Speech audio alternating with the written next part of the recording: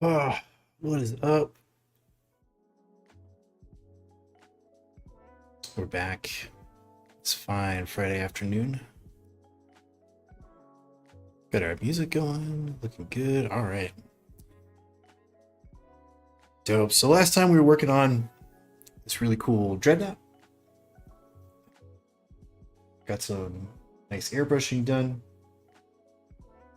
Showed you guys how to airbrush with multiple different colors in the same model. So we had the blue and then went in with these big yellow shoulder pads.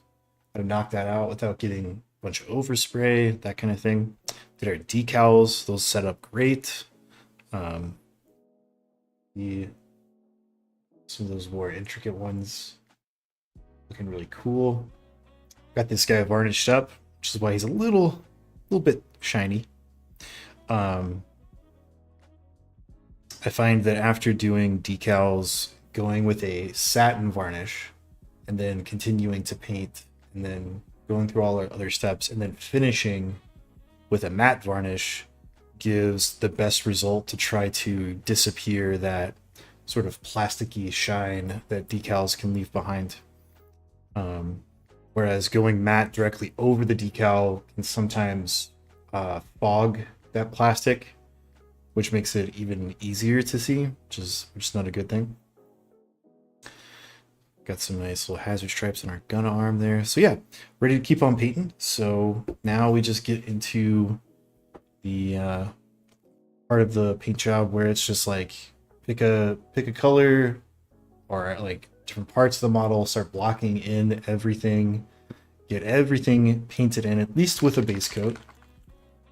Then we're gonna go into our washes and stuff. So I'm gonna start off with the trim on the shoulder pads, because that is going to end up being a different color than some of the gold metallic trim, mostly just because gold metallic doesn't always look great when paired directly with yellows. So I'm going to mix up kind of a steel, kind of a bluish metal steel color. I don't want like pure like race car metallic blue. I kind of want to do similar to what we did on this gun arm, where there's a very tiny amount of blue paint mixed into our metals with some gray paint. It's just for these trim pieces, I'm going to have more of that blue. Oh, Kenny coming in with a raid. What's up, dude? Thank you for that raid. What's up, everybody? Start off with just some silver, basic shiny metal, and then I'm going to take our dark gray blue and some warm gray, just a regular old mid-tone gray, and I'm just going to add like single drops of each of those, mix it up and see what I get. Darker colors like this dark gray blue can overpower the silver metallic. So I want to add just a little bit at a time and like get that mix going, just to see what we got before I decide to add more, because at a certain point you kind of just end up with oops all blue paint.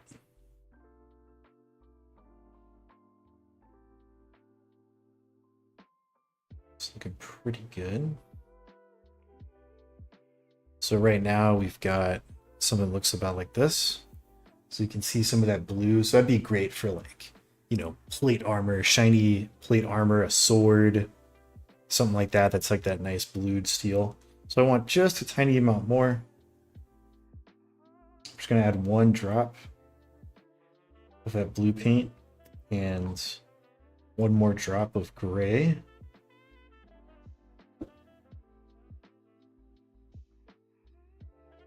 Mix that in.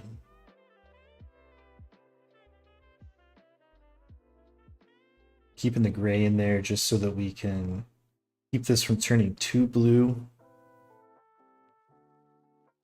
I said, we don't want metallic blue. We just want like a really blue steel color, like kind of like almost like a pearlescent.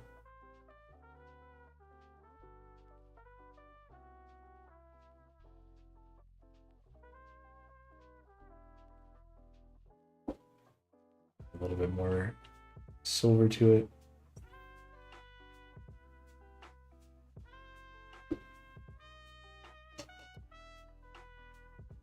So this Drednought is from a boutique resin company called Artel W. So capital A, RTEL, capital W. They have a web store. It's just a resin kit that you can buy. Very high quality cast resin product. How are we looking? I haven't shifted too much. Maybe babying it a little bit. Let me grab some of this ultramarine. Put a drop of that in there. Not dark, so because I don't want to darken this down any more than it already is.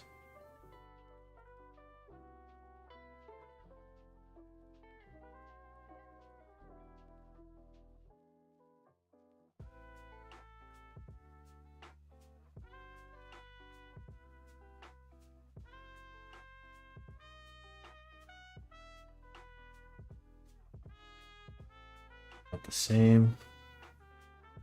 Let's add a little bit more.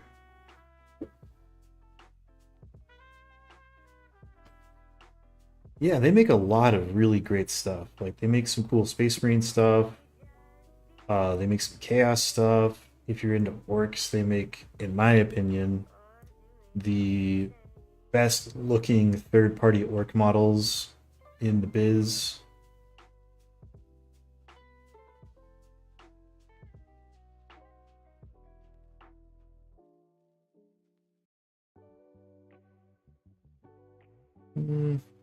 Let's roll with this. Sometimes gotta put it next to you.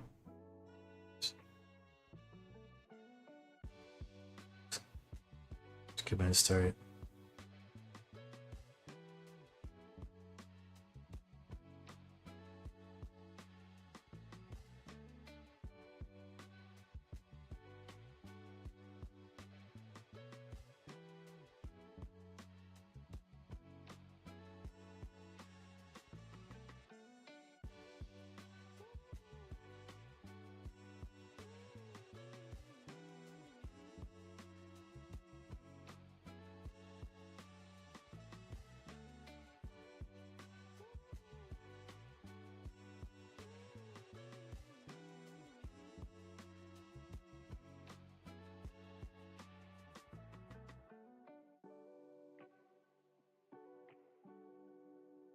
Yeah. Yeah, that'll do just fine.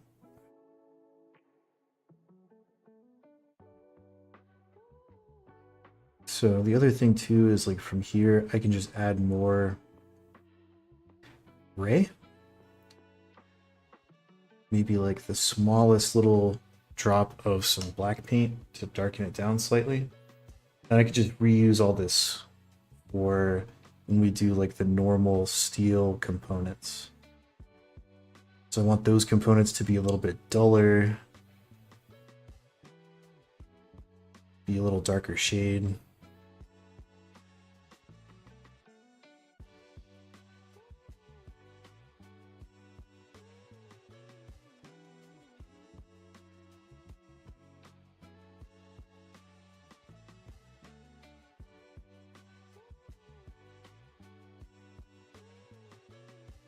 So just be like a good neutral, semi-neutral. It's got a little bit of blue in there, but it's just a good shade to frame out this yellow.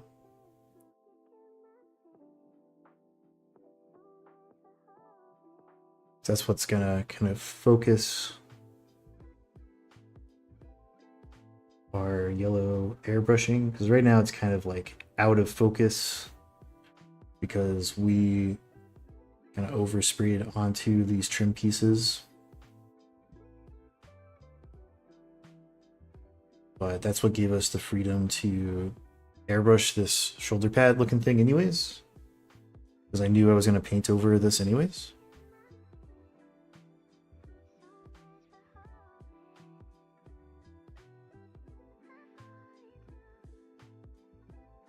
Oh yeah, dude, I totally forgot. The Eldar stuff is great.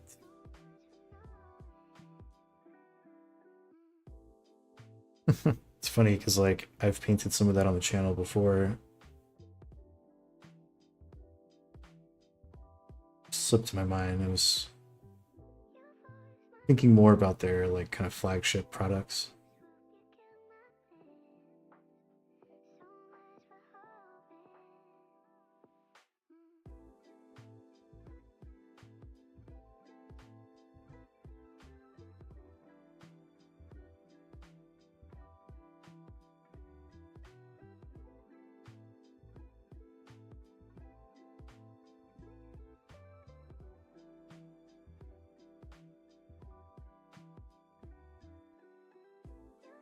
Just gotta be extra careful when doing this. Just take my time. So I really don't want to have to try to correct any paint boo-boos. Because this bright yellow is going to be really difficult to fix with hand painting.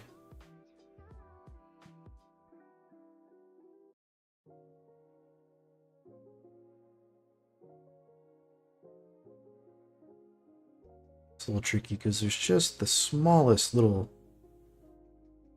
step down from this trim piece.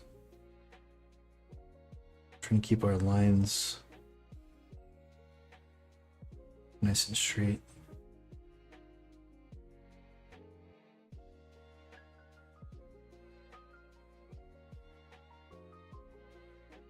A lot of times with GW stuff, those types of details are so deeply inset. You just run the brush along them as a guide and get really straight lines. But that's kind of why GW stuff tends to have that more, you know, not cartoony in a bad way, but kind of like less realistic, more cartoony style to them. But that's also why their models are easier to paint. They're really deep detail.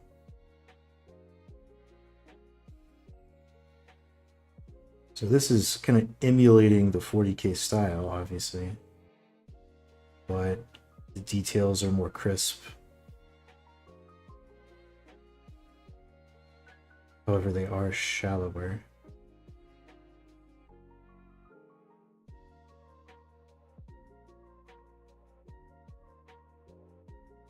And if we get these little mounting brackets.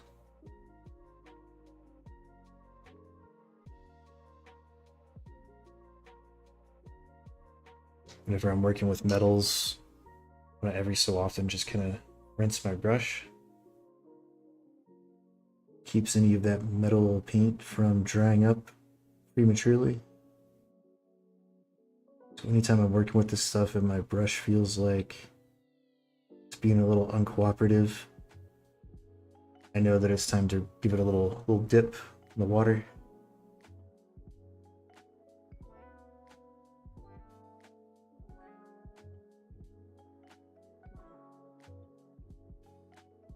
Now we got that front panel that's nice and framed out, and that yellow is popping.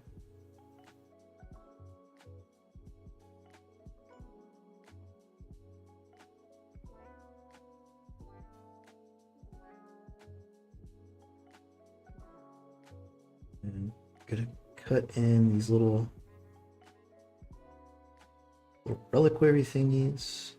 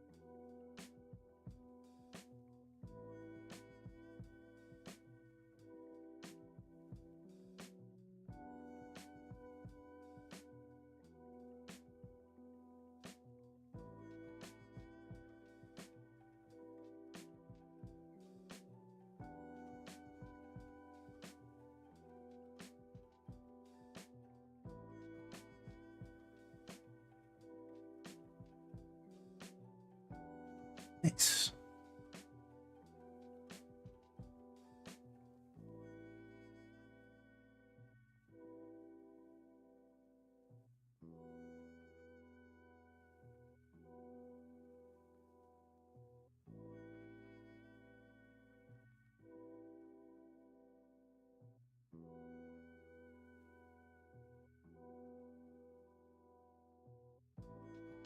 Around the model.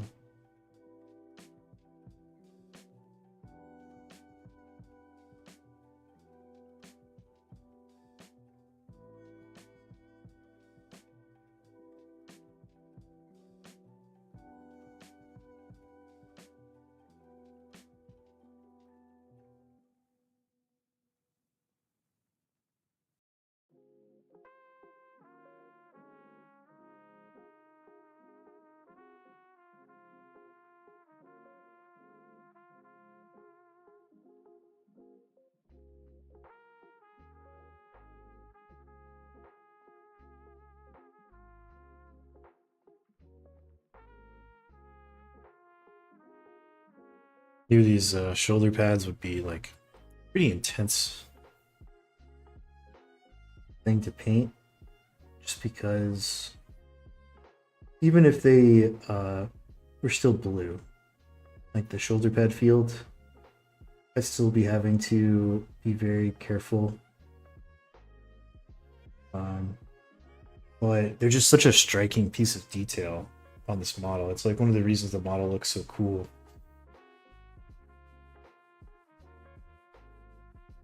I just want to make sure to take my time, have these look their best.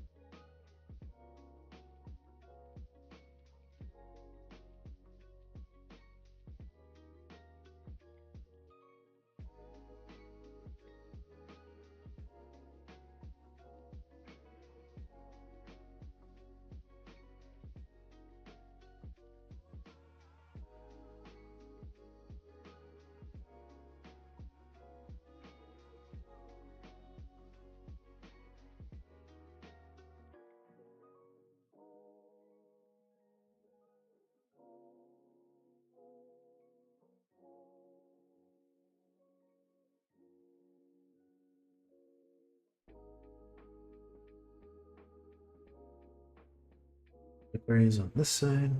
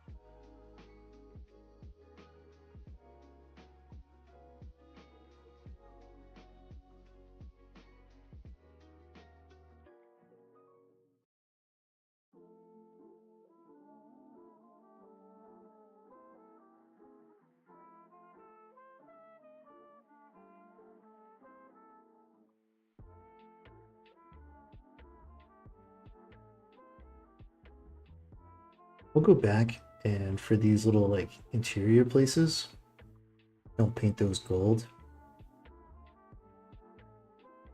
But for right now, I'm just gonna block them in like this. Oh yeah, looking cool, super clean, and get to do it a second time. Just do right into this one.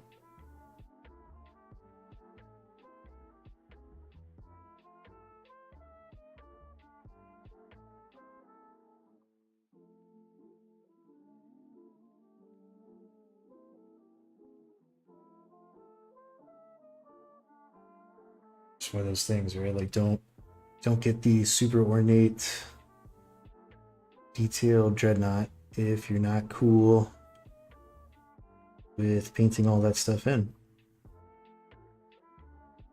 And you know, I want this guy to be able to fill a number of roles.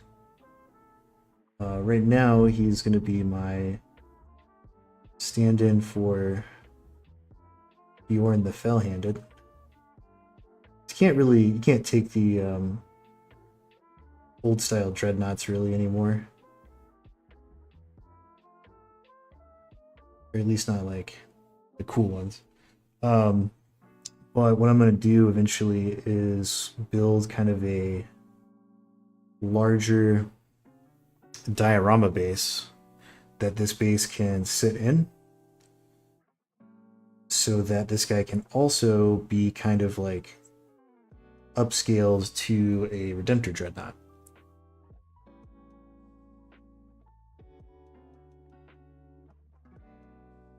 So that way I can use him for not just this one singular thing.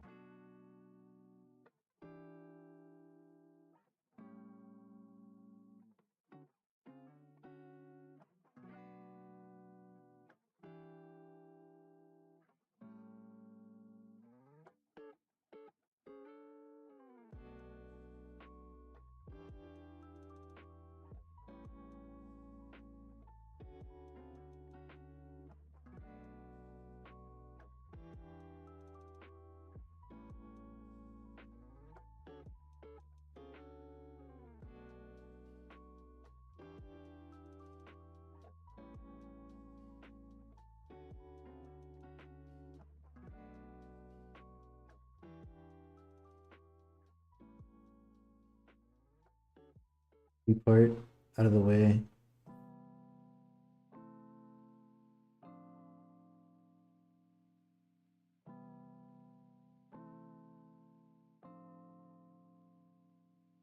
Super easy.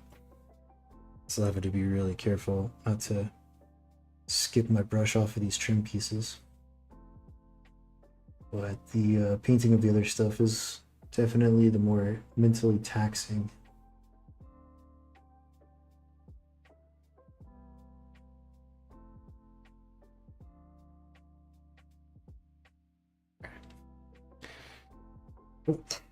Now we can do the vertical sections.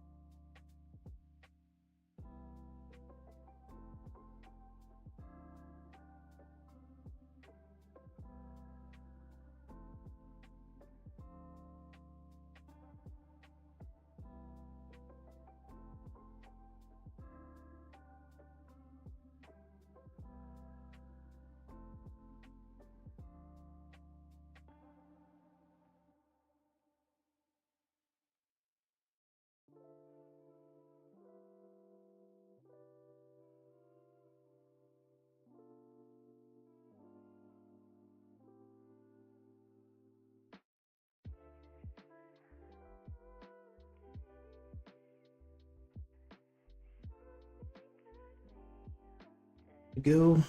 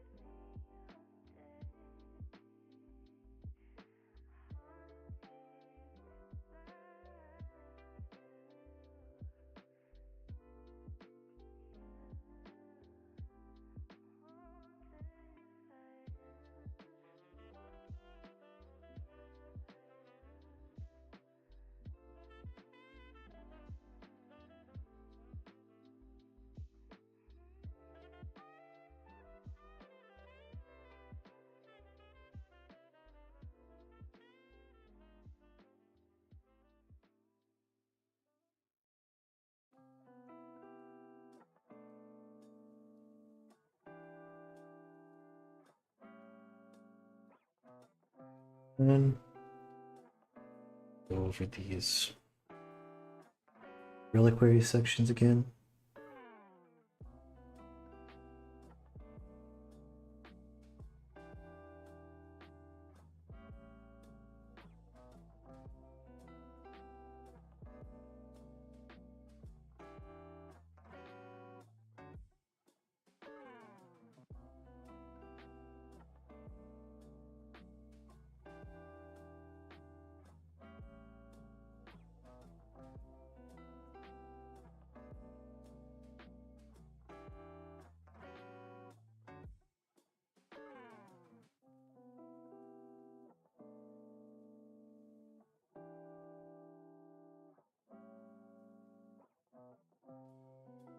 Lead there.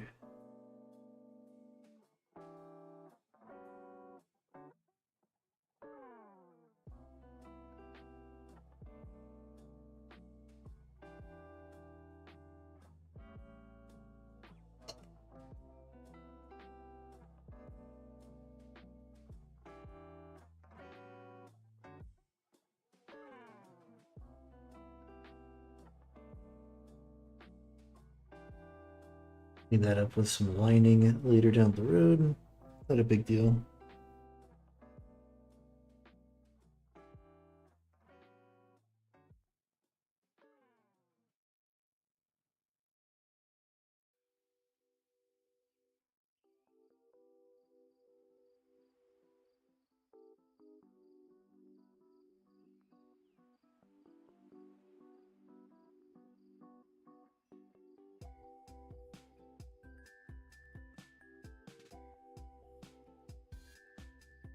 It's online. What's up, dude?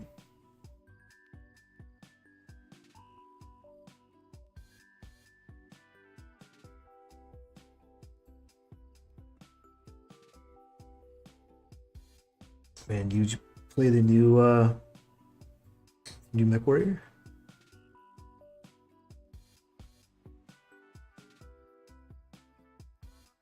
Oh, you're a big BattleTech guy.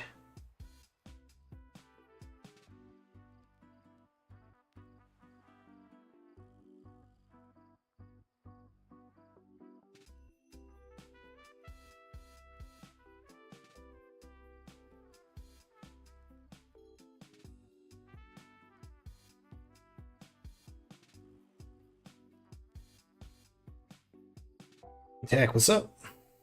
Oh, Studio of Art over on YouTube, what's up?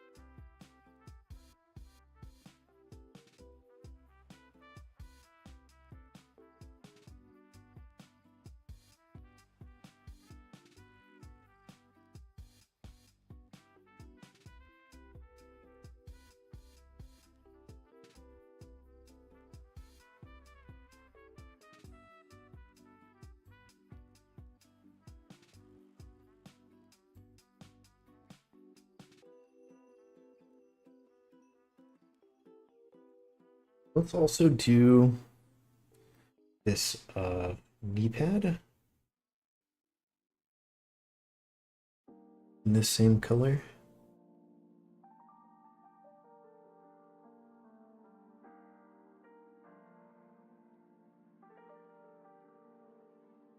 That'll allow me to clean up that border a little bit.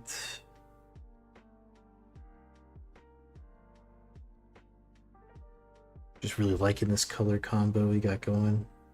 There's also kind of a piece of trim around the back where that like reactor assembly. So probably do that in this color as well.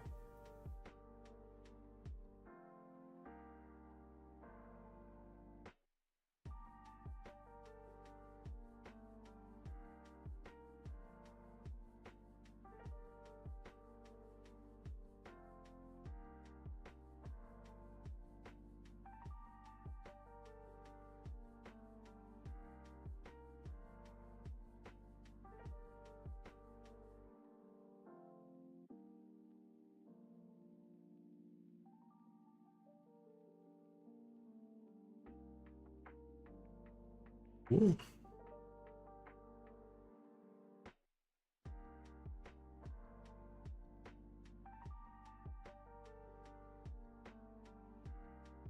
Refresh our paint with some water real quick.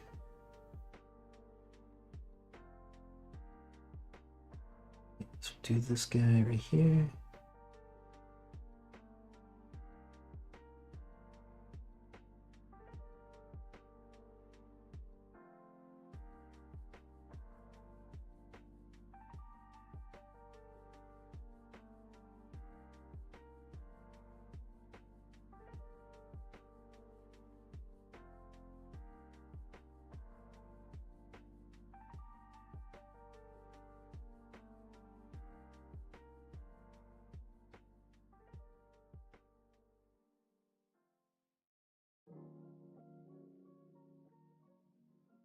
Oh, in some personal news, I ordered a new 3D printer last night.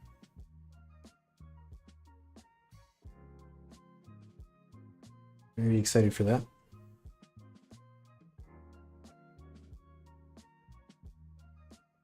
It's crazy to me how fast the tech innovations are happening with those, and also how fast the consumer grade stuff is dropping in price.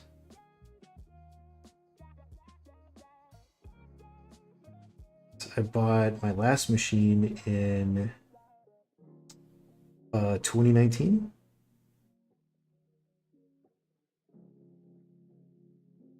And it was like the heat. What the heat cost you. It cost me like, just the printer was like 900 bucks. But I wanted like the dopest stuff for like at-home printing without going like too big of a machine, you know? So that was kind of like the price point of where that stuff was in 2019. And now I just got a machine and it blows that machine out of the water. The specs are so much higher, the features are so much more advanced.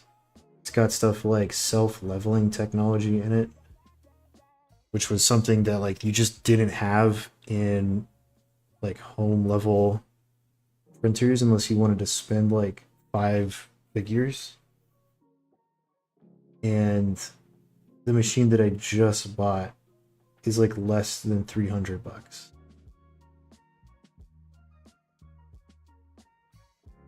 So like a third of the price of that machine that I bought in 2019. And so I was like, oh, well, you know, I'll just get, you know, the automated, well, not automated, semi-automated wash and cure station, you know, and I'll get some resin and I'll get all this and that and the other. Man, like I got all this stuff to set the operation up again.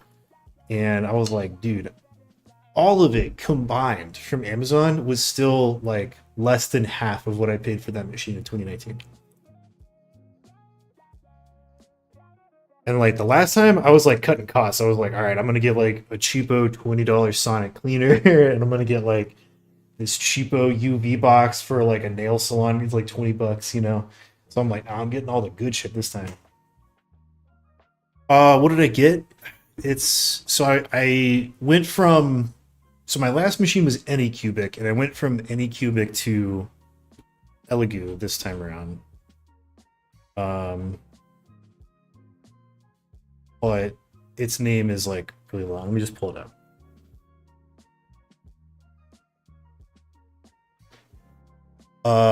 So it's the Mars Mars 5 Ultra 9K MSLA resin 3D printer. And it has a fast mode, it has all these Wi-Fi capabilities, and it has automatic leveling. So that was the reason. Because like been using and had Anycubic machines. Like every machine that I bought, because I've had like three 3D printers, they've all been Anycubic, and the reason that I switched from them to this Elegoo is purely because it has automatic leveling.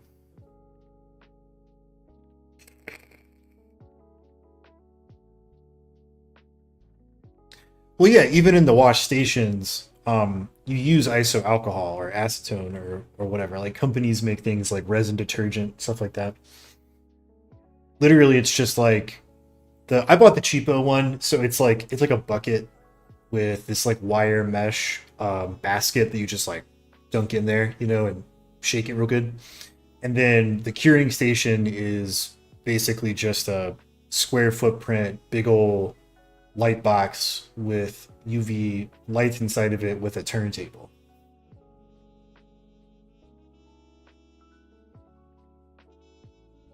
Oh, I've been printing stuff for a while, dude.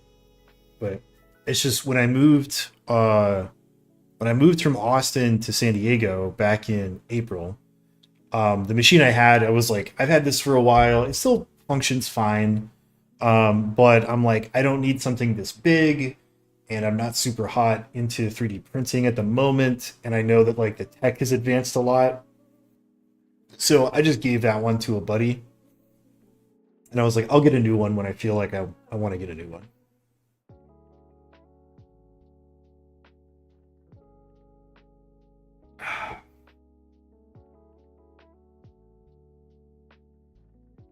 Okay.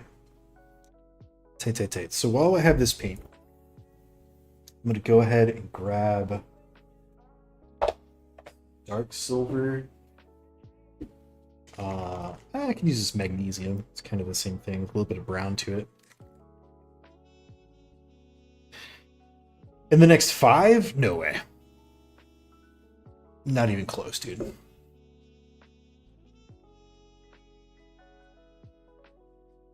The thing is, as I mix this paint, 3D printing is still it's kind of like a second hobby. It still is. So like if you know what you're doing and you've learned all the stuff, right? It does basically just become like a tool in your toolbox that is an extension of tabletop board gaming, which you're already doing.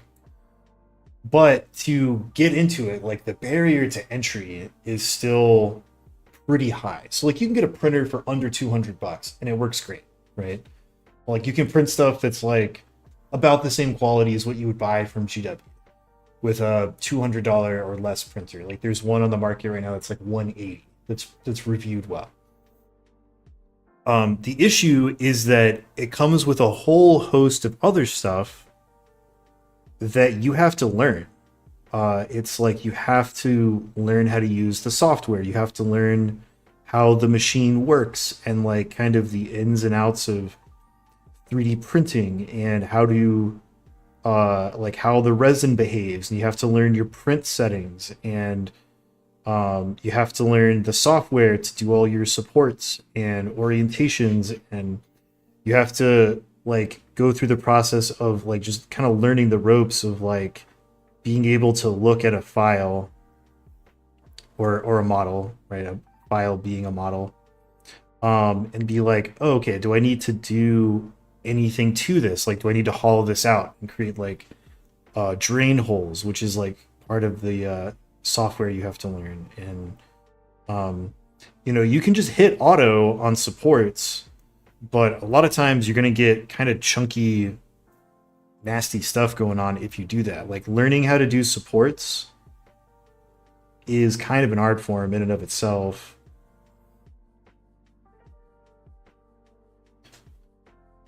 Try to get, I know you guys can't see what I'm doing, but this is really one tricky area that I get a brush into. There we go. That like little elbow joint in there is tricky. Oh yeah, dude, I'm not being like aggro about it. I'm just expositing. And the metaphor that I like to use for the analog or whatever, like when 3D printing becomes as easy as microwaving a burrito, then yes, I think it will seriously overtake buying niche products like what we do with Warhammer. It will overtake that. Simply because, like I was saying, it's so much work to figure out how to do all this stuff that most people are just not even going to want to give the effort. And there was the big boom of people getting into 3D printing during the shut-in years, COVID years. But you know what happened is like so many people got into 3D printing and it exploded that enough people decided to make it like a monetized hobby to where now if you can just get all that stuff on like Etsy. Like there's so many print houses on Etsy that it's almost like hindered people getting into buying their own printer, because it's like, well, I'd have to learn all this stuff and buy all these things and set all this new stuff up, or I can just have somebody else do that shit and buy it on a model by model basis on Etsy for cheaper than retail, right? And there's other things too, like until they make printers at home a lot safer, I think that's another huge deterrent, right? Because like resin is toxic. Even if they're using like the eco-friendly, biodegradable, water washable resins, that shit is still toxic. And people might have pets that they're worried about, right? Maybe you got like an old dog or, a breed of dog or cat or whatever that is really susceptible to things like that. Or you have kids and you're just like, I don't even want resin fumes anywhere in my living space, even if it's the garage, because they have, kids. And so like until they make it to where it has the same like safety guardrails in there, and it's as easy as just being like, I just want to hit this button and it does its thing, and I do nothing, just like a microwave. Like every house in America has a microwave and they're super safe. I don't think 3D printing is ever going to overtake buying a plastic kit at the store.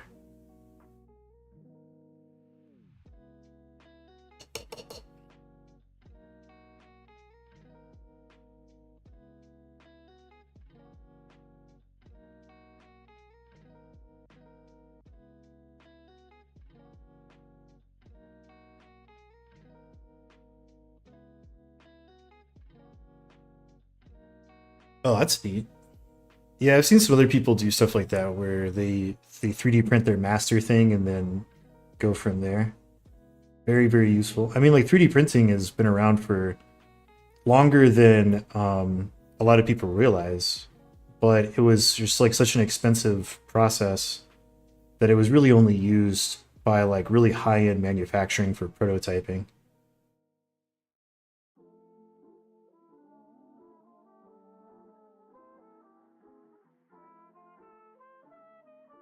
Yeah, exactly. Yeah, it's just too much. And I mean, like when I first got into it, I was really frustrated, dude. Like I wanted to give up. Um, I mean, like the landscape has shifted quite a bit since like I got my first printer back in I think like 2017. But man, it's just like it's changed so much. But like back then, it was just like it was almost like learning how to like airbrush and paint miniatures before the advent of like the big YouTube tutorial boom. Because like you just kind of had to like figure all that shit out on your own. And like now, like there's a million and one YouTube channels of like 3D printing stuff where you're like, I can get any information I want, super duper easy, but you still have to learn it. You still have to go through the process, right? Like I'm gonna have to do a lot of research with all this stuff because I'm like I've never used a machine with self leveling, and I haven't used the type of resin that I got. I haven't used an Elegoo machine before, um, and I'm gonna have to like relearn some of the software because the software has been updated so many times since I did this last.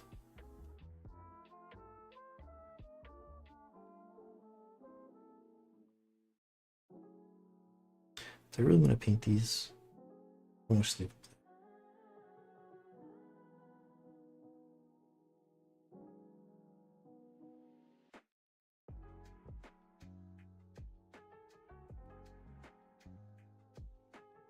He's got these like. I'll just paint the toes.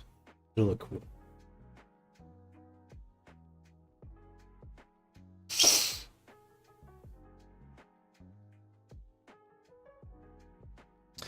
Yeah, Lychee was getting big when I was doing it. The software that I learned how to use was Chidu Box.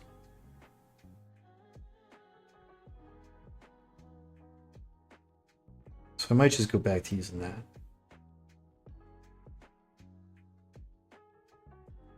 Or I don't know. Elegoo might have some like dope shit that I've never heard of.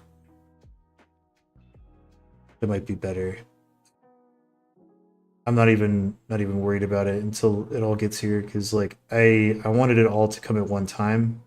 So I'm not even gonna get it until Monday.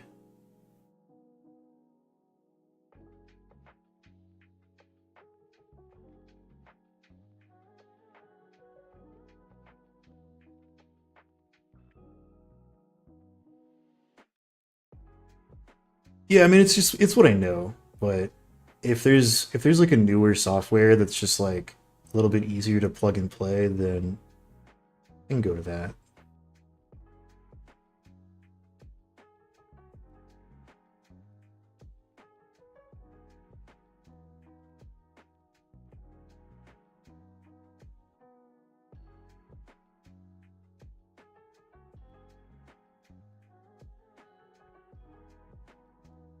Usually the biggest one is getting your settings because like every different type of resin has like a different um set of parameters that you have to program into that software to make it print right. Um and so like I'm using a printer that I've never used before and a resin that I've never used before, and I've got to like get that going again.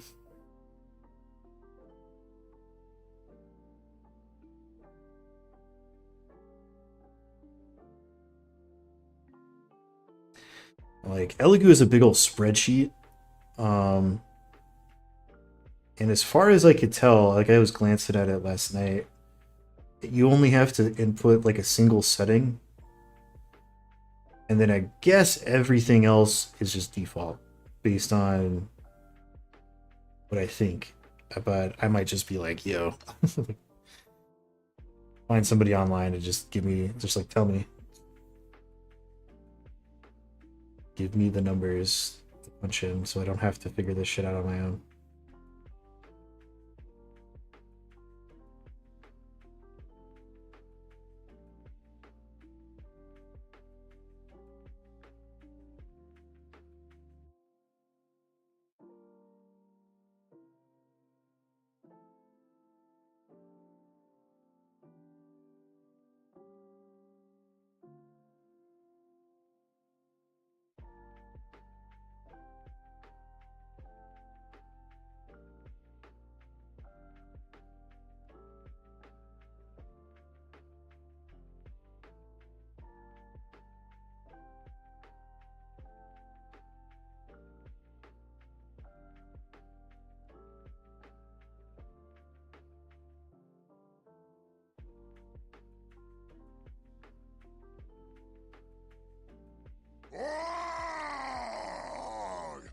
Okay. Oh, what's up, Jesse?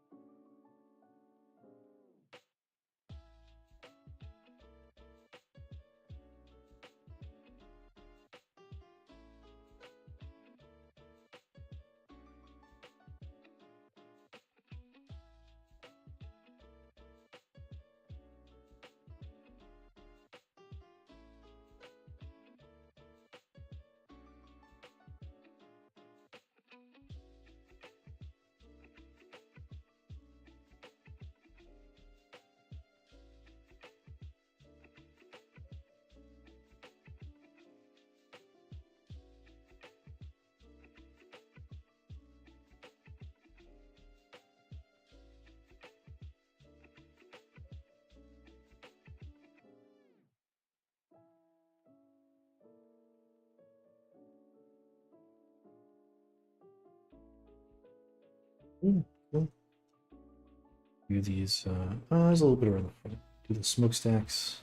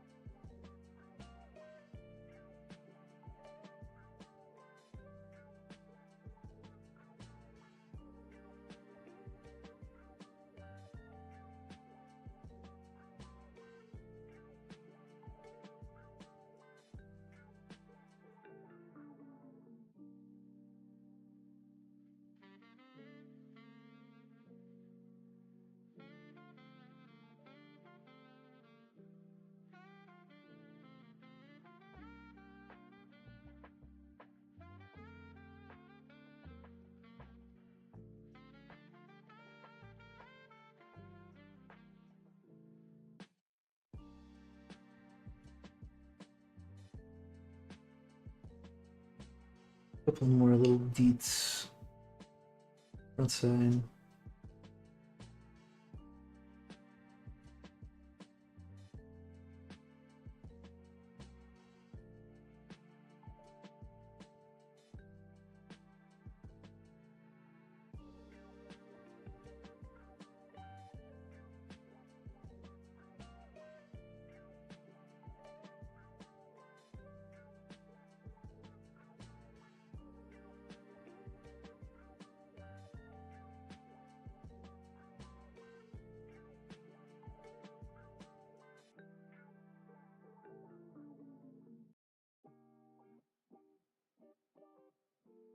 Yeah, because I'm almost out of this paint. I don't want to mix up anymore.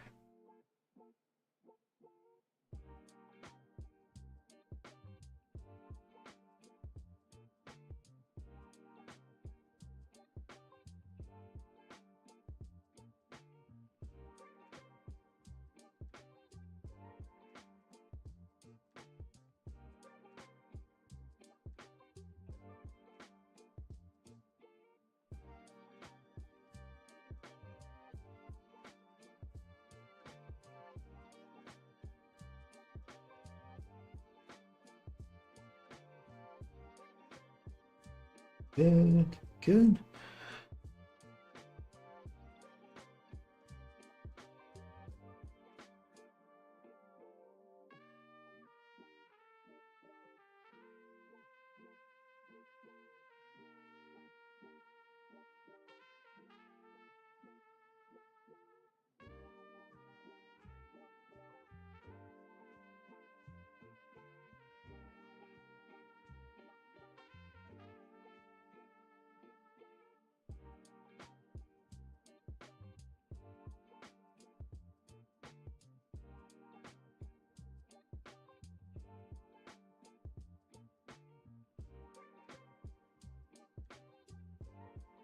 Ooh.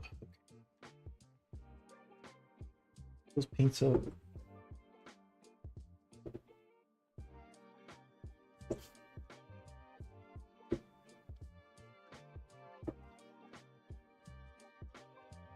Give that a second to dry up.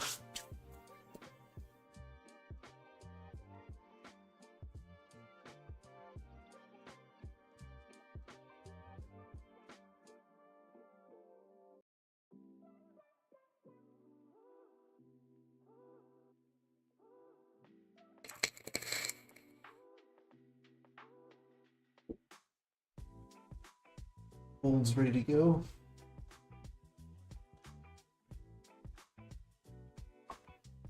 Sprinkled. And I want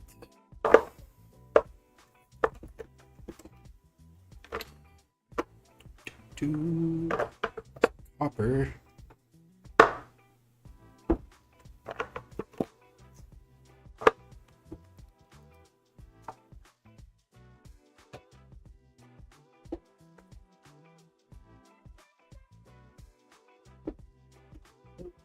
A little bit of some, oh, I have it out. Some orange red. Where did copper get off to? Oh, there it is.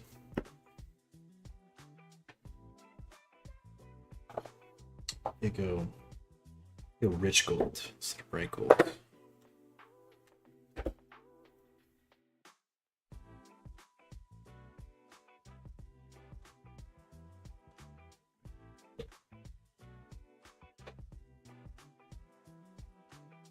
Turn the fan off for a minute. I'm gonna dry my paint out. All right, so we're gonna mix these together. Got 3 metals in a matte paint. Just because I want a really saturated coppery gold color. Start off with some of our bronze, a darker paste tone. And then that bronze is really powerful, so I'm gonna have to add about as much of it as I am these other colors, just to make sure that it doesn't just like stay bronze.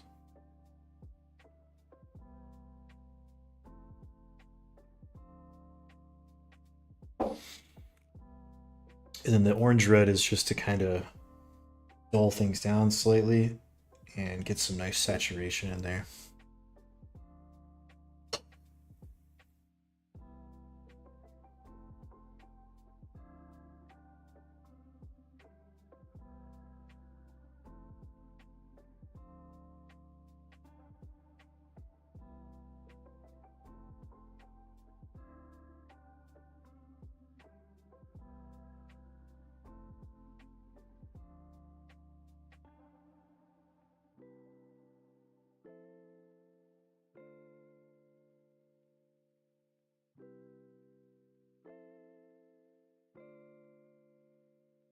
Kind of the same thing. I'm just like adding a little bit at a time.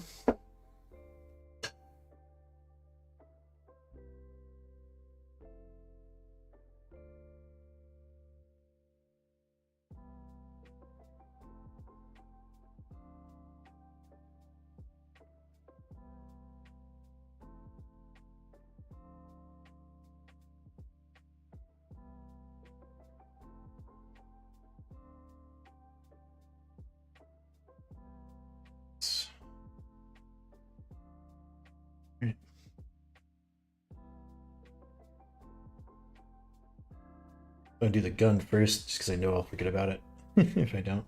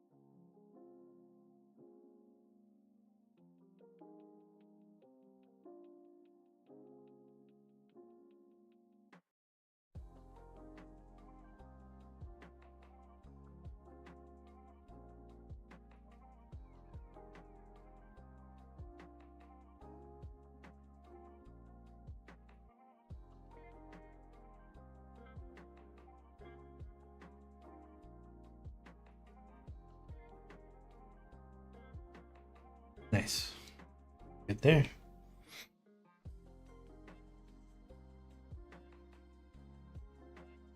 Okay.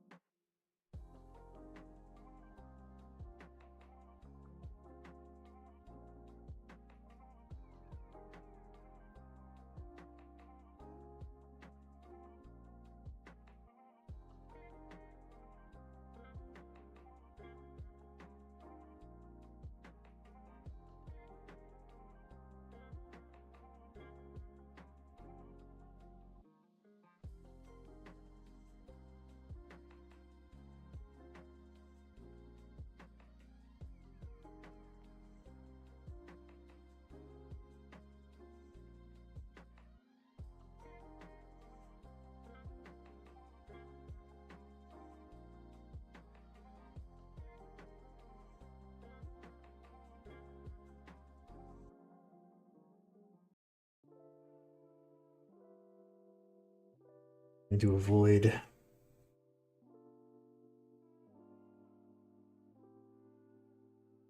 painting in trim with rivets on it if I can.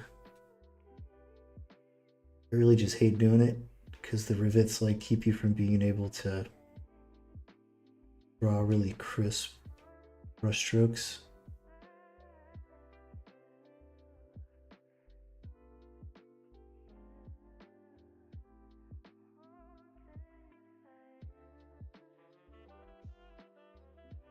Some of this stuff just is going to have rivets on it.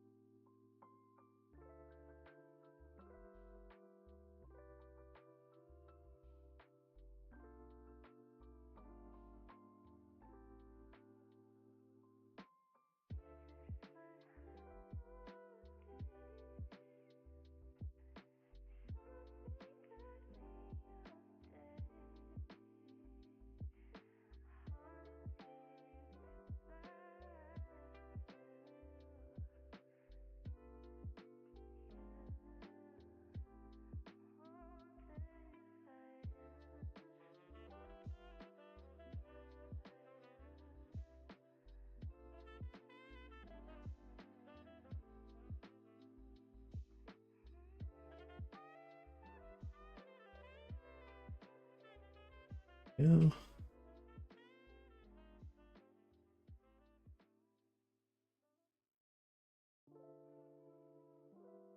This part is really tough to get to.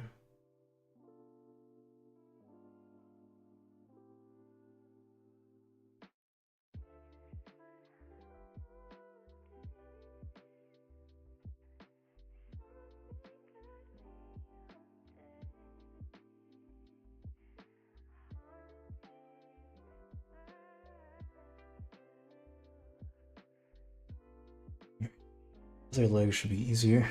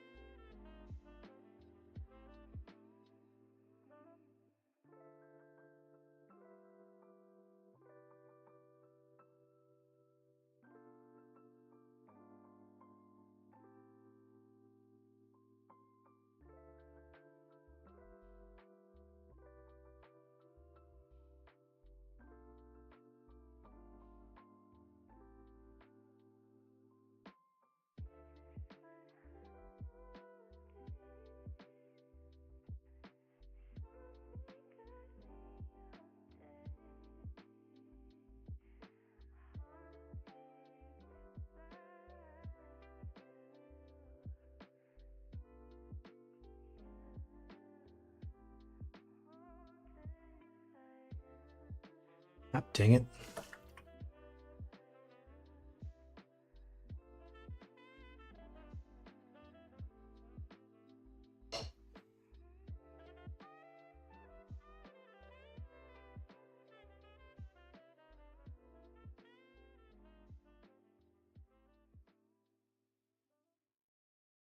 I don't like rivets on trim pieces, dude. Forces your brush to kind of like skip off of it sometimes.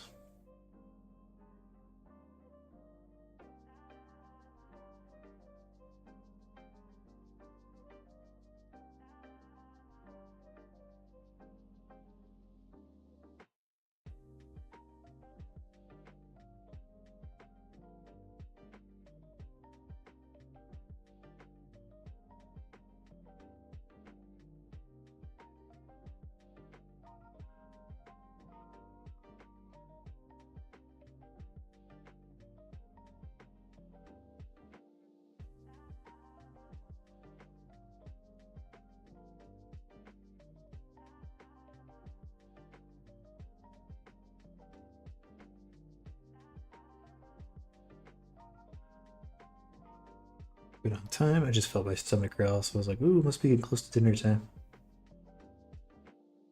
We're good though. Yeah, plenty of time.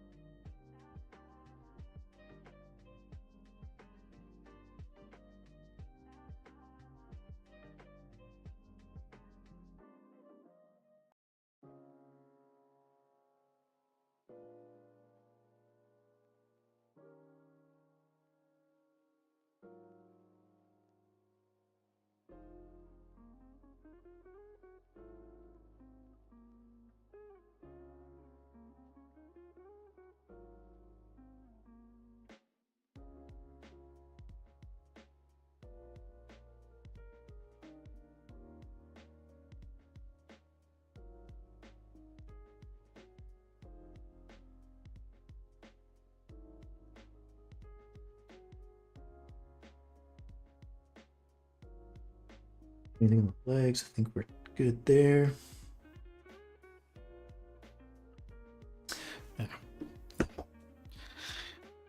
You know, like kind of ground like a little nerve cluster in my arm against the desk. Shake it out.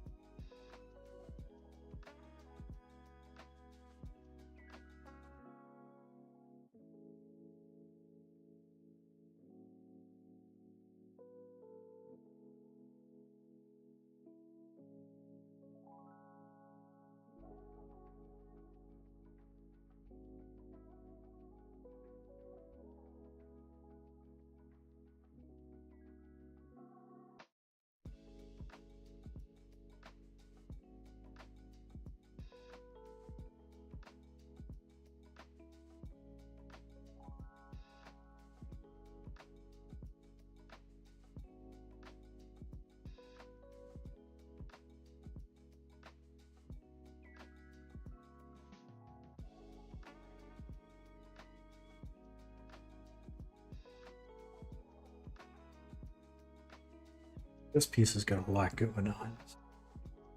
You just gotta start on one side.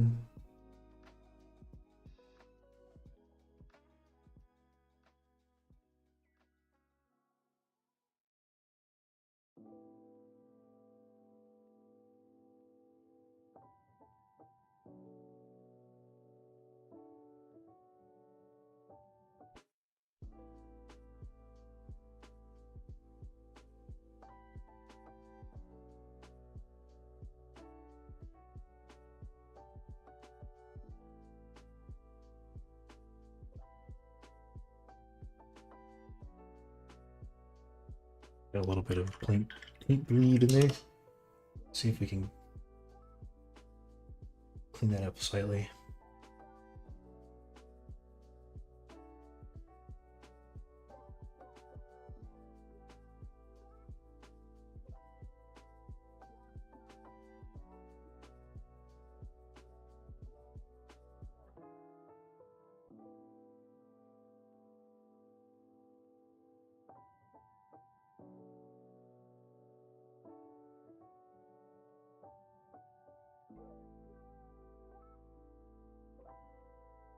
Yeah, that'll work.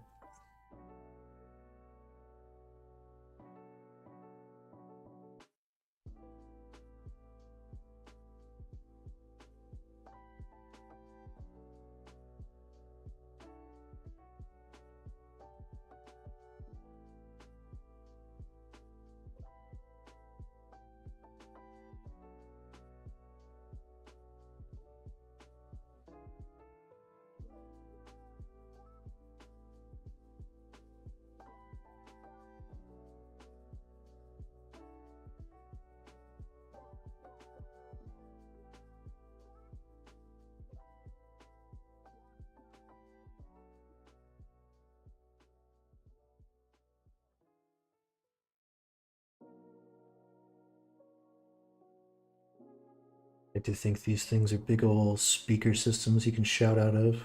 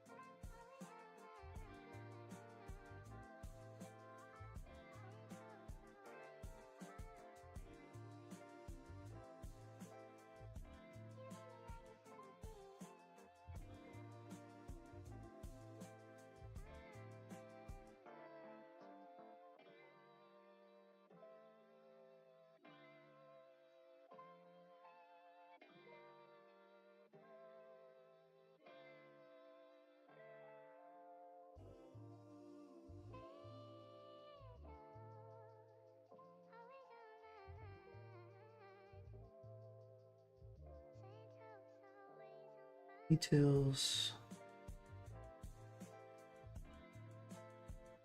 Oh, dang it.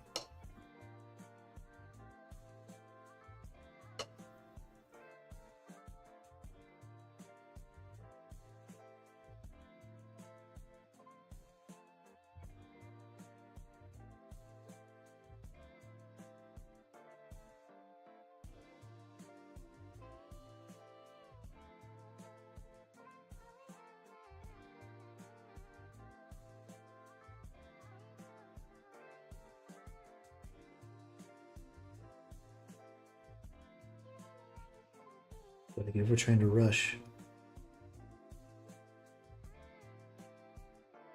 Applying too much paint, it bleeds.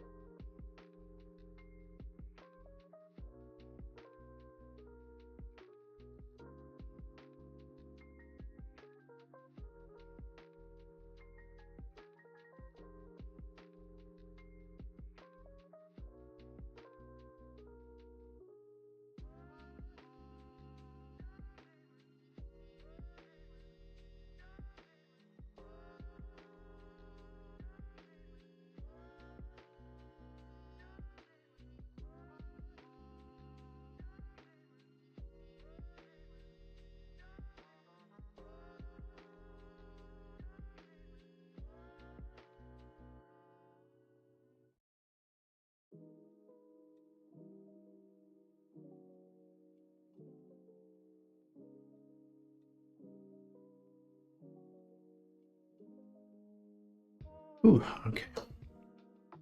Big old section knocked out.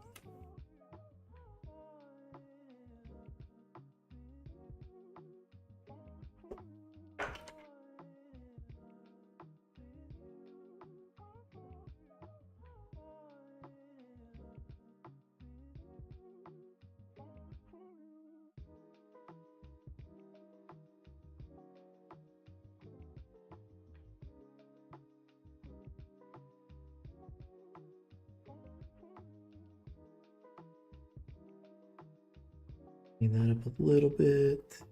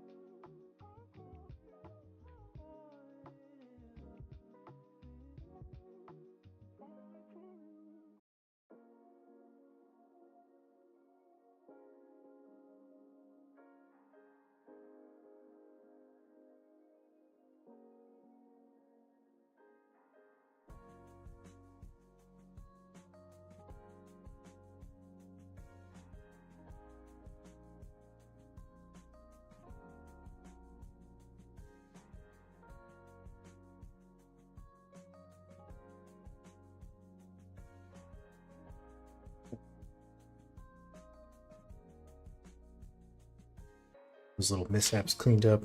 Looks much better.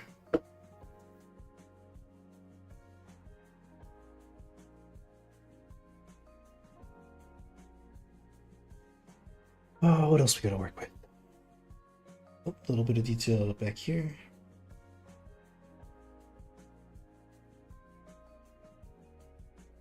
Totally forgot there was a skull on this thingy. That probably needed to be our silver mix.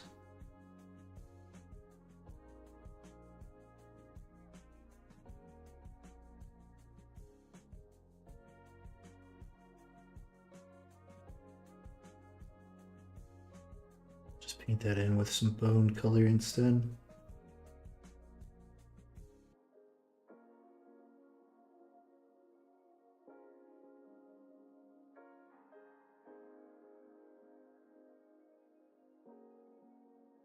Yeah.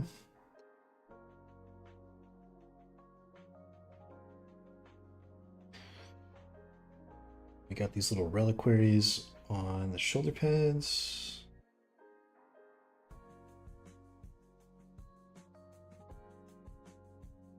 Goes in with a little bit of this.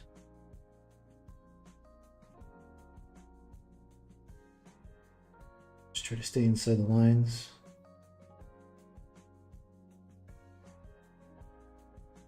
Since we have that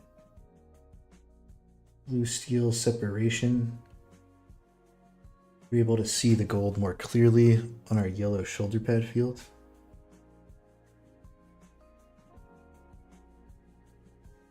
That's why I wanted to have that as our shoulder pad trim color instead. Hyper King, thank you.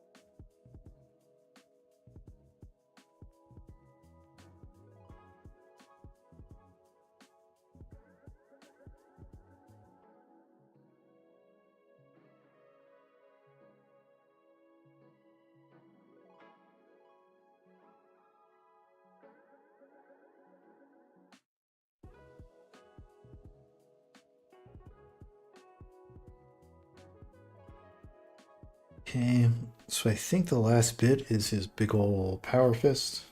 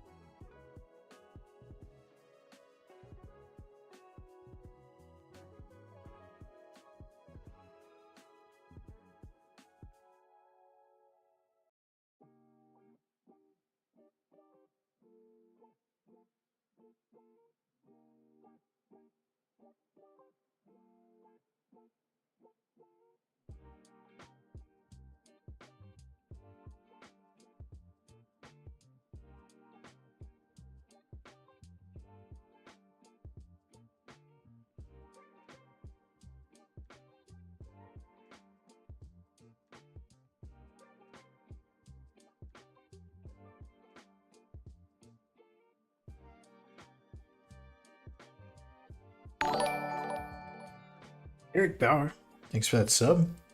Appreciate you.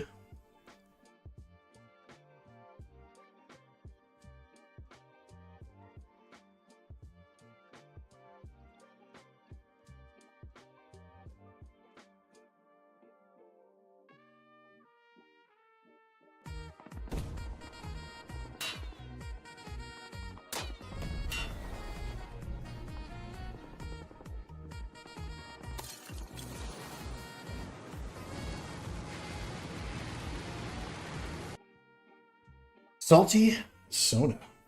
Thanks for the follow. Oh yeah, so we did the shoulder pads last time here on the stream.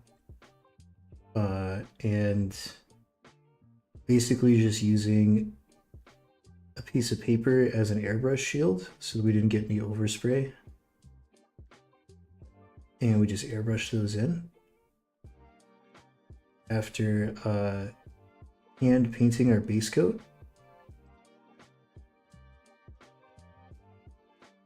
There's a lot of different ways to paint yellow. My personal favorite is like this, where the base is very orange, and then you just airbrush on top of that. It's actually like this bismuth yellow that we use as the pop highlight is so vibrant. It kind of like blows out the camera a little bit.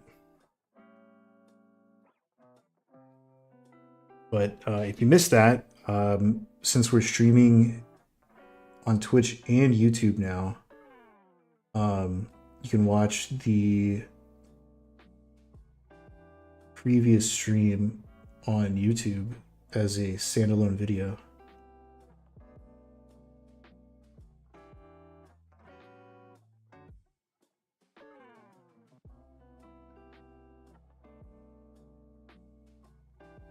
Got a little sloppy with our line up at the top. Clean that up in a second.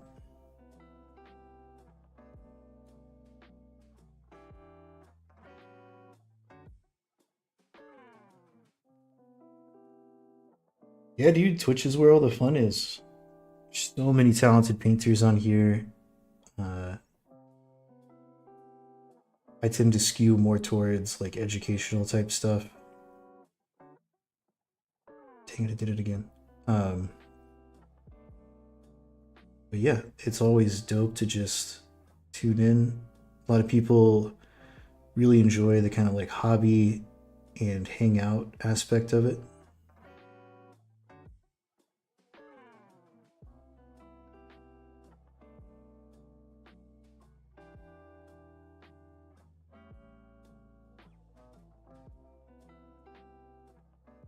I have to fix that too.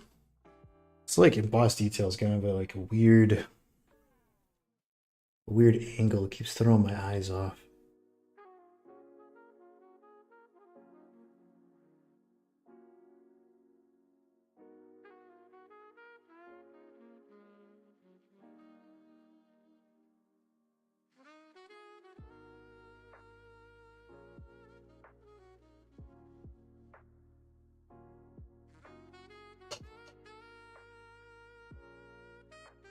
Yeah, it's cool.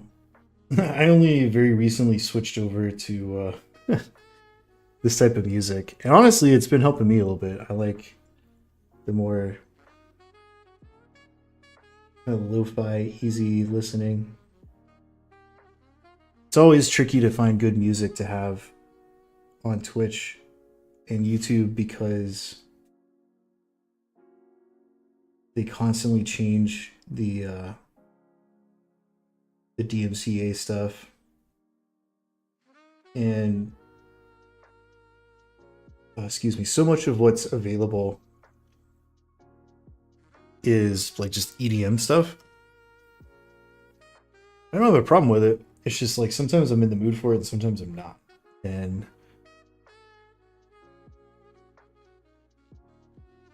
sometimes I just want something like this that's like just chill.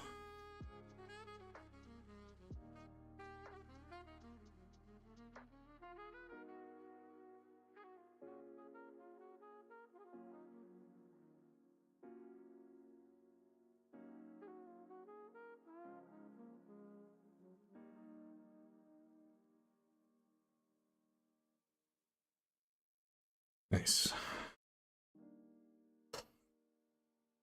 All right, let's do a once over. See if I missed anywhere. I see this laurel up here needs a teeny bit of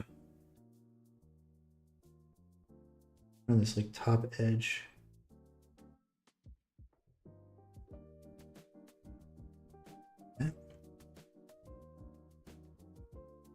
Then no. think that is it. I think that's all of our trim pieces. Woo! It's a lot. This guy's got like, yeah, Space Marine levels of trim. Is super ornate.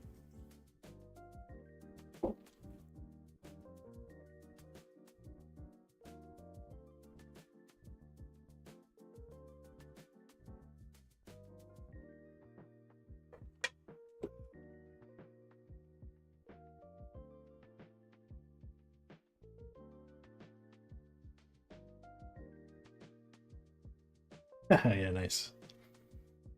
All right, so now we're gonna have to start looking at what else we need to block in. So we know, I forgot this little detail, so we'll just paint that in with some ivories.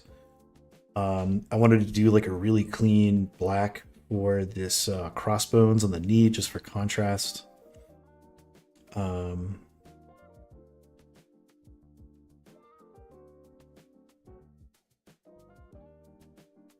Which might actually be it. That might be like all. Oh wait, cockrobe.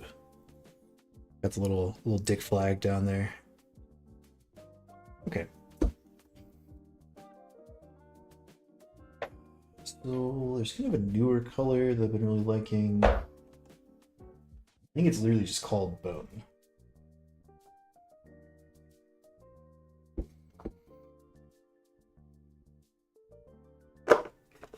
Yep. That, and we'll need. I've already got white. Oh, okay.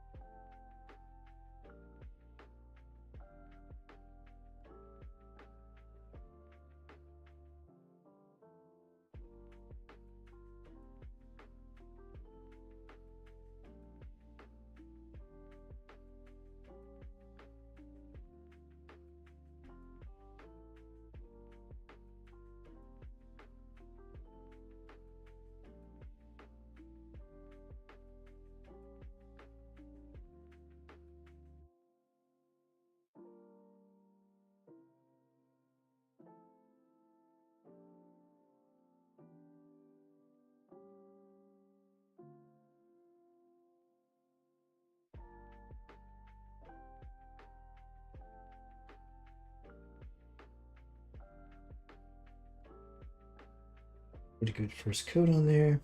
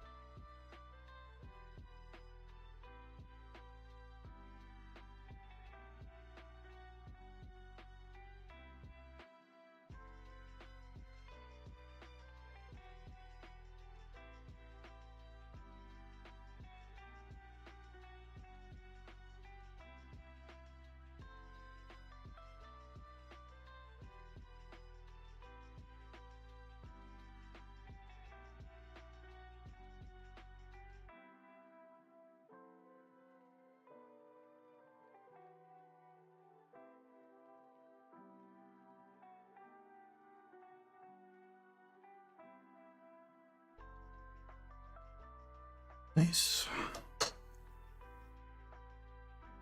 All right, let's dry up. Get out some red.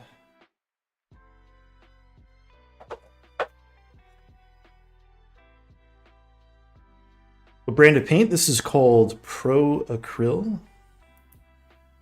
Pro Acryl paint. It's from a company called Monument Hobbies. M for Monument. Check out their stuff at monumenthobbies.com. Like a mom and pop shop startup company. Started, I don't know, maybe like 5-6 years ago, and it's like best paint I've ever used.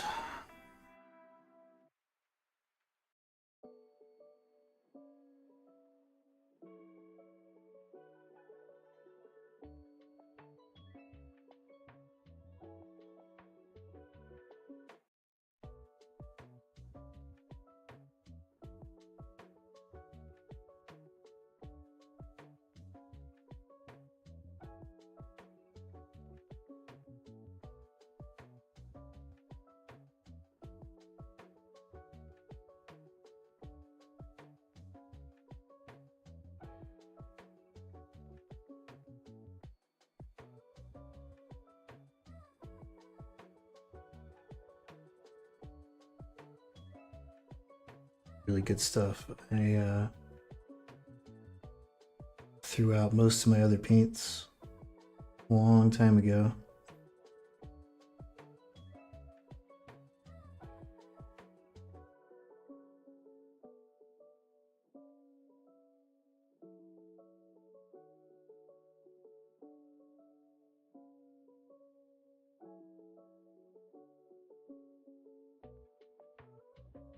It's funny, I used to be sponsored by Army Painter.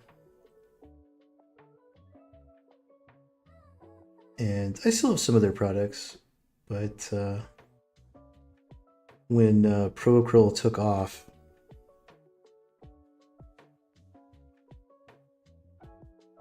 the guy who started the company, a friend of mine, and regardless of him being my friend, stuff was just so much better that I was just like, I'm just not gonna use this anymore, dude. And so I mean, like, no like bad blood or anything. It's just like I told him, I was like, hey, I'm not really gonna be using your stuff, and I can't really like promote your product and be like, this shit's so tight, like, this is the best, when it's like I'm also using Pro Acryl on my channels. Like, literally, this is the best paint I've ever used.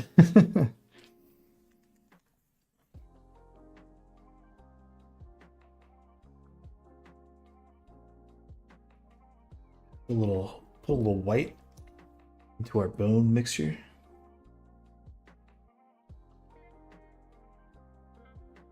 Just a tiny amount. Brighten it up very slightly. While that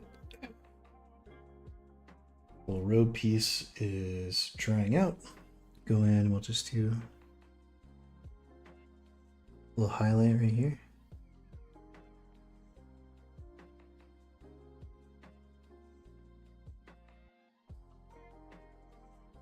Doesn't need too much help.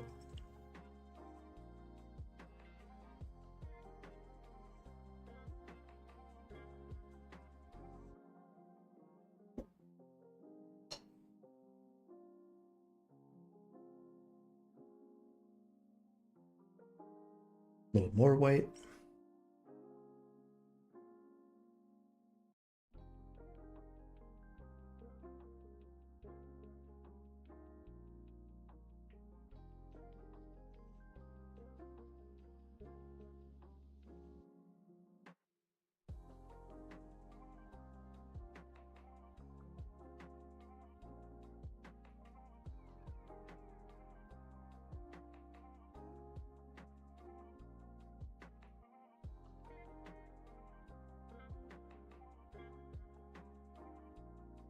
Robe, do its thing, keep drying for us.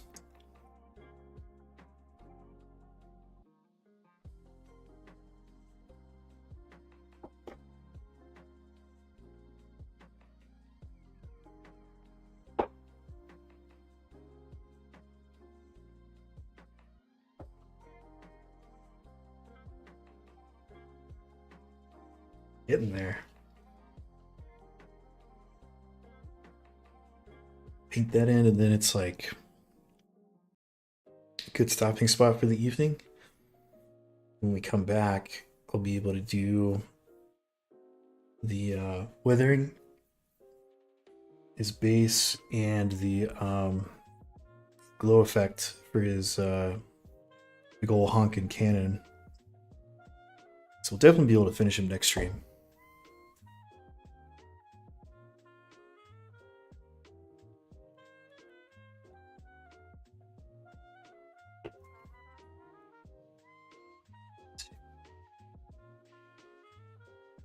Use the airbrush here to help that paint dry a little faster.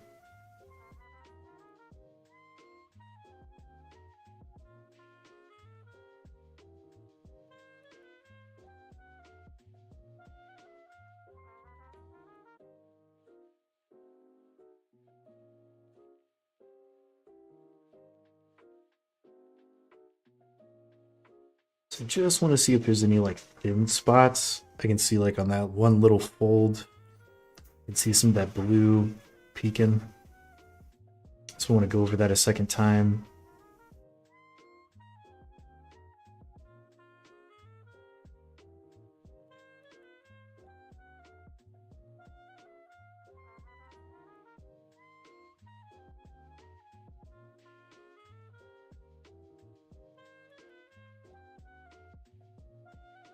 Almost there.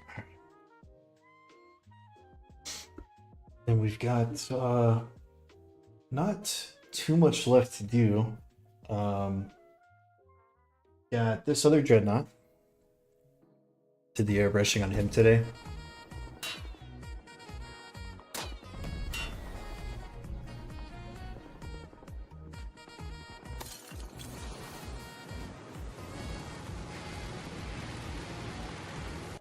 Yuki, thanks for that follow. This is gonna be my murder thing. And on this guy, I decided to kind of flip the script, and still gonna be like Ultramarines colors, but I was like, we're gonna have a base of white, and then we'll do things like the shoulder pads and the head and like the knee pads and stuff. Like we'll have Ultramarines blue in there. And then also, I need to weather this guy pretty heavily, just because like this print didn't come out the best. There's one, yeah, so his back is like pretty gross, and there's just nothing I could do about that. So I'm gonna do things like a lot of paint chipping and rusty scratches and stuff on the white, so that way it'll just like it'll break that up. Your eye won't focus on it as much. It'll be fine.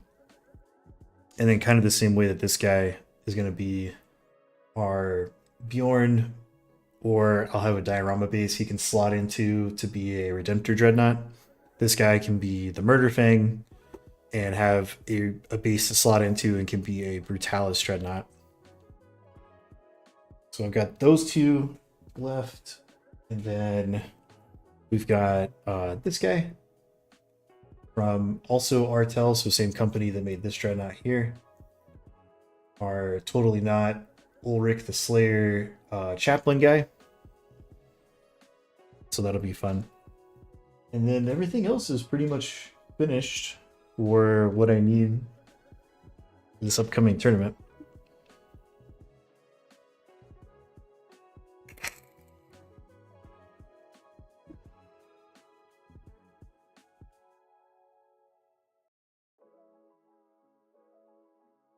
Let's do one more pass. Or burnt red.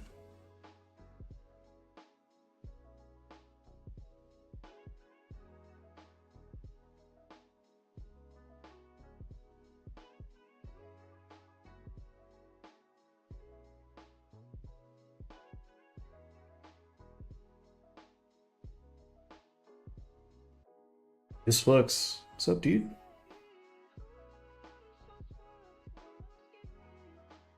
A little late. I'm about to get out of here. I appreciate you stopping by.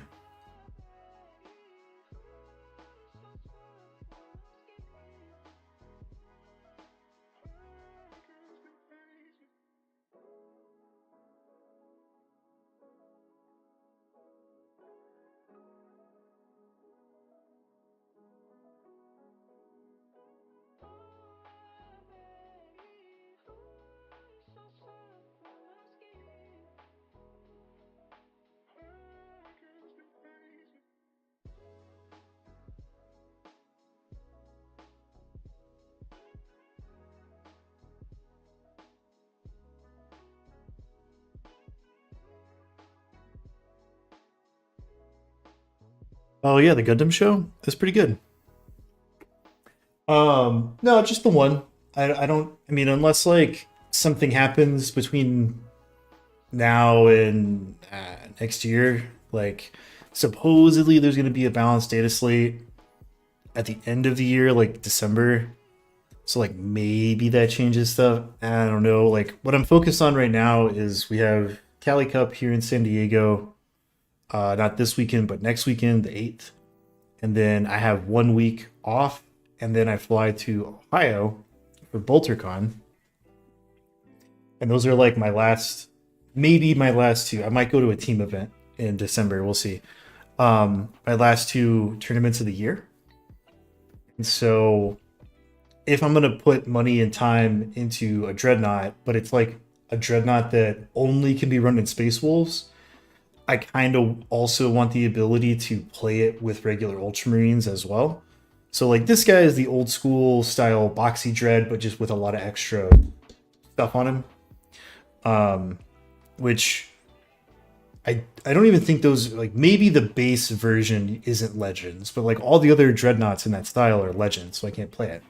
So do I buy a whole other Dreadnought, or do I just make a bigger base that pumps him up a few inches and he just sits on two, that extends his base diorama, and then he's a regular Redemptor Dreadnought? And then with this guy, really cool because like Murder Fang is an old school Dreadnought as well, but he's got the Murder Claws. So I'm like, this is a cool Contemptor Dreadnought thing. Um, but you can't play Contemptors anymore. So I'll just take the Brutalis hands, put those on him, so he's got some big old Murder Claws, and then do the same thing. So then I have a Brutalis Dreadnought. And then if I need more, like if there's ever a world where I'm like, I need 3 Brutalis Dreadnoughts, then I'll just buy 2 new ones.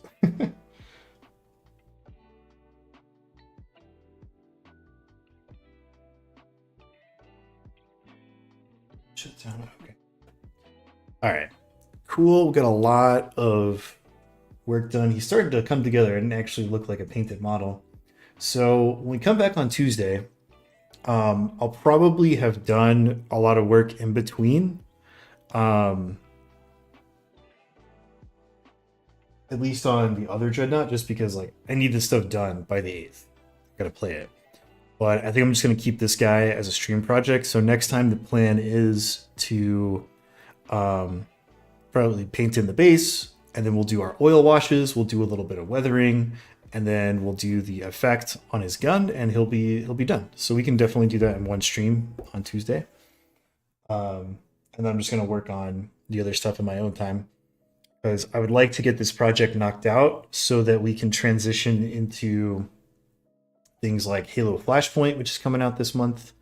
Um, Maybe some stuff from other alternate games, and kind of do a couple of small, maybe like one model project as we get ready to shut down for the December. I'll probably do like one stream in December, maybe, and then we're gonna take off until after New Year's.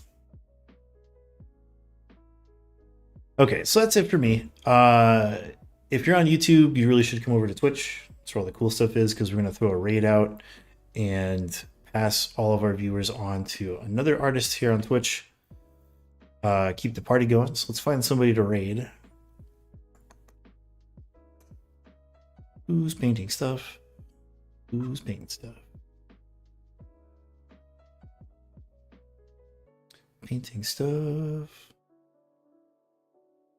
It is kind of late if you're not on the West Coast. Let's see who's in the same category.